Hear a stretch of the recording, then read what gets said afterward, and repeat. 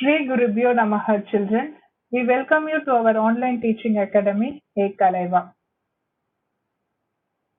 In previous class, we have discussed about the poem name called The Children's Are, written by Henry Wadsworth Longfellow. In previous class, we have discussed The Children's Are is the name the speaker gives an hour in the evening, sometime between the dark and the dawn.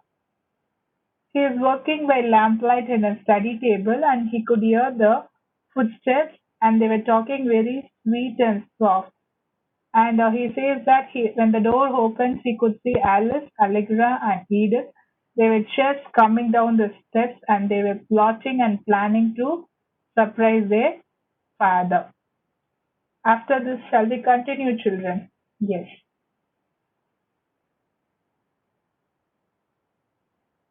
A sudden rush from the stairway, a sudden raid from the hall, by three doors left unguarded. They enter my castle wall. So what happened? They were just coming down. They were just coming down. A sudden raid from the hall by three doors left unguarded. They enter my castle wall. So what happened? Suddenly they rush and surround him as if they are conducting a raid. Raid means, what do you mean by raid? Yeah, surprise attack.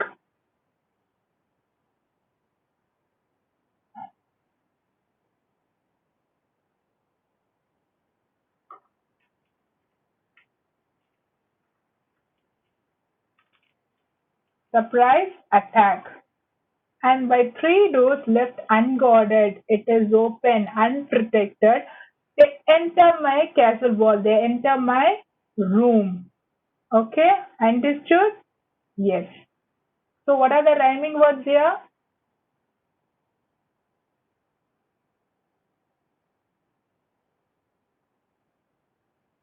Hall, wall.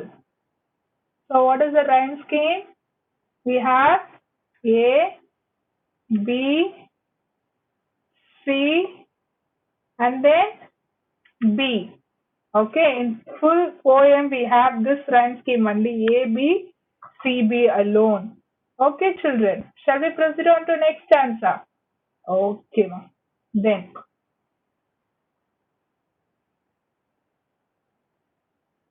they climb into my turret. They climb up into my turret over the arms and back of my chair. If I try to escape, they seem to be everywhere. So what happened? They were just climbing on my chair. What is turret? Turret means a small tower on the top of a tower. Okay, what they are doing, they are just climbing on my chair, and then if I try to escape also I cannot escape because they have surrounded me. If I move in front, one girl is standing before me and I cannot move anyway. I'll be sitting in the same place, I cannot escape. So what they are doing, they climb up, they are just climbing on my arms of arms as well as towards my head. They were just climbing and over my arms, even at the back of my chair, they were just surrounding. They seem to be everywhere. So in the last stanza and this stanza, a quick sum up. So what they have done, they rush and surround him as if they are conducting a surprise attack on a castle. They climb on his chair, seeming everywhere at once. Okay. So what do you mean by turret? I said they refers to, very good. They refers to children.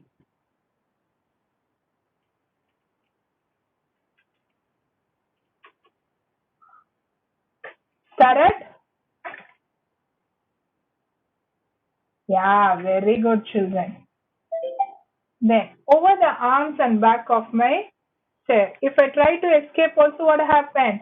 They are not allowing me to escape. Then me refers to the poet. Then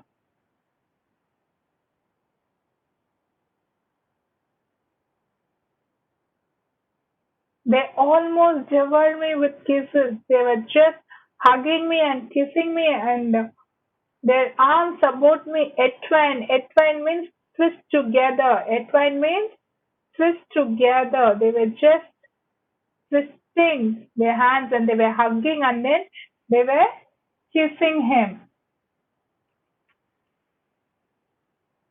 Twist together.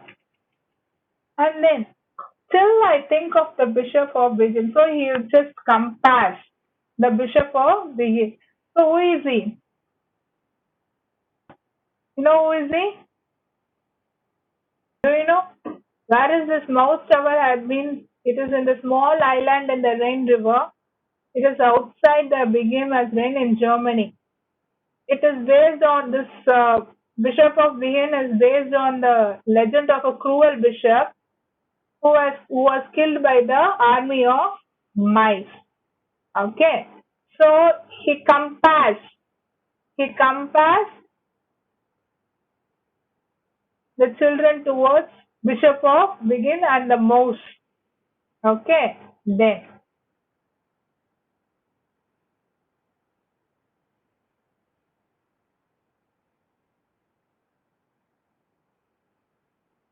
do you think, oh blue eye Bunty, because you have scaled the wall, such an old mushtaq as I am, is not a match for you all. So here in this stanza here, blue Bunty, bandit, and bandit is a plural form of a rare plural form of bandit. Okay, so here he just what he does,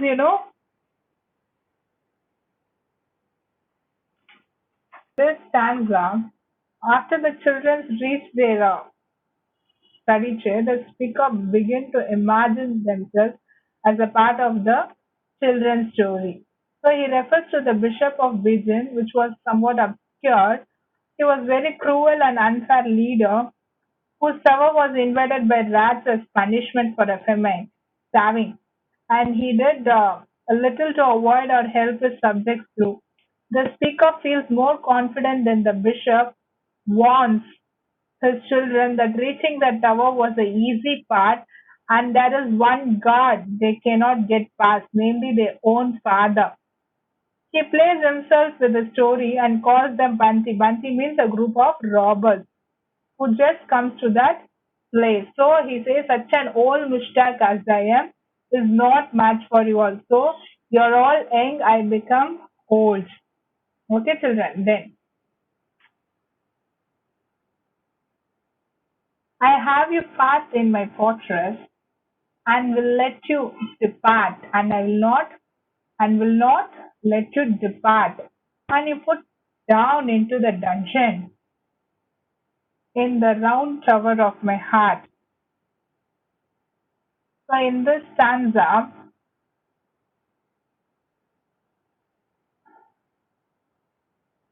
I have you fast in my fortress. That means I will have you in my heart, and I will not depart. I will not leave you. I will just hold in my heart like a prisoner, in the tower of the heart, my tower of my heart. So he says that he was just addressing as if they are thinking the old Mushtaq is not much for them because they have managed to scale. Scale means they climb the walls. He will hold them there like a prisoner in his heart forever. And then what happens? And there will I keep you forever. I will keep you in your heart, in my heart forever. Yes, forever and a day, till the walls shall crumble to ruin and moulder in dust away. So what happened? I will keep you in my heart forever until, so he compares the body as a wall where when it is ruined, destroyed, and it is dust crumbles slowly and dust away. Till that you will be in my heart forever, he says that. So a quick recap of this poem. So in this poem, It was written by Henry Wadsworth Longfellow. He has written this poem, and it is all about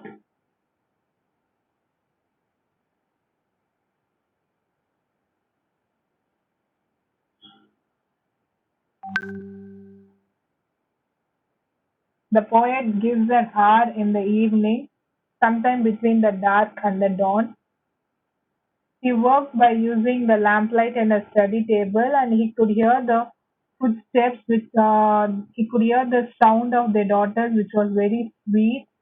And he could see that when the door opens, he can see Allegra, Alice, and Edith, and he describes how the Alice is very serious and Allegra is laughing, and Edith is with golden hair, and they were just moving downward, and they were just coming down. They were whispering, and they were planning and plotting together. They want to make their father to be surprised. And what happened suddenly? They rush and surround him as if they are conducting a surprise attack on Castle.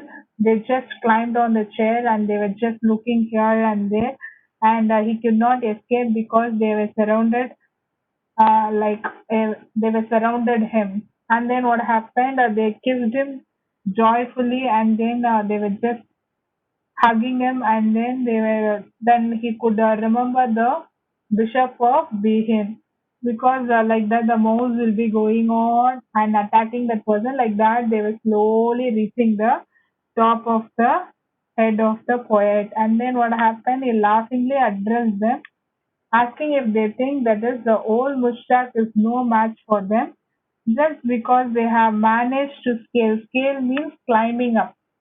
Okay, scale the walls means the man, the poet in the dungeon of his heart. There they live forever until the wall, so until his heart will crumble into dust. So it is one of the most beloved poem of Longfellow. It has received criticism due to its sentimental nature.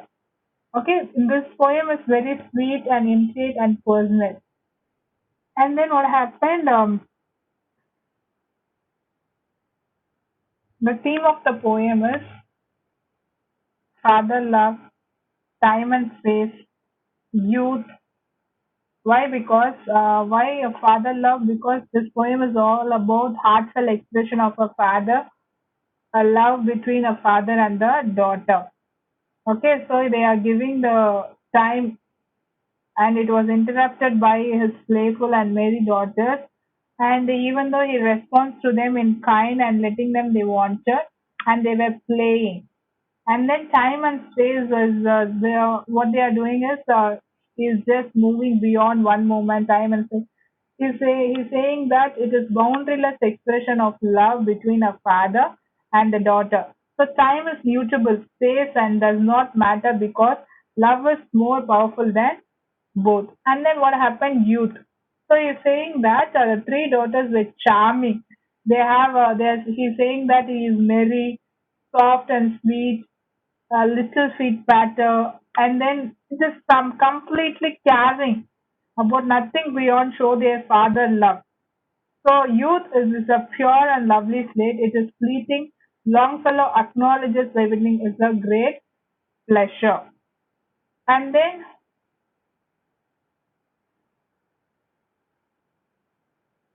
alliteration words soft and sweet, fast and boisterous, plotting and planning.